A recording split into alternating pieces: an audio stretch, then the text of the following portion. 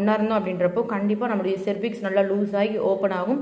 அது மட்டும் நம்மளுக்கு சின்ன சின்ன டெலிவரி பெயின் வருது அப்படின்றப்போ ஆட்டோமேட்டிக்காக குழந்தை வந்து வழிக்கிட்டு வெளியே வரதுக்கு ரொம்ப ஹெல்ப்ஃபுல்லாக இருக்கும்.